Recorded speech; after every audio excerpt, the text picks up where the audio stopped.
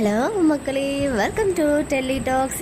Just now நான் இந்த வீடியோ பார்த்தேன். நம்ம ஷாத்திகா ராகினி கூட லாஸ்ட் ஷூட் போயிருக்காங்க. ஸோ மேக்ஸிமம் எல்லா ஆர்டிஸ்டுமே இருப்பாங்கன்னு நினைக்கிறேன். அஜயும் இருக்கிறதுக்கு வாய்ப்புகள் இருக்குது.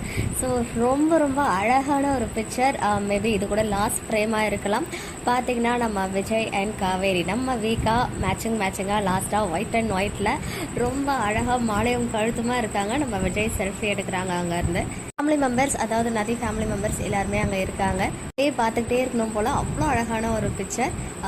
அது மட்டும் இல்லை, நம்ம தாத்தாக்குமே ஒரு ஸ்பெஷல் தேங்க்ஸ். பிகாஸ் நான் இந்த பிக்சர் பார்க்குறதுக்கு முன்னாடியே எல்பியோடைய அந்த ஃபுல் பிக்சர் இருக்கு இல்லையா, அதை பார்த்தேன். பிகாஸ் தாத்தாவுடைய பேத்திக்கு வந்து பர்த்டே போல் அதுக்கு இன்றைக்கி இருந்த எம்என் டீமில் இருந்த எல்லா பர்சன்ஸுமே விஷ் பண்ணியிருக்காங்க.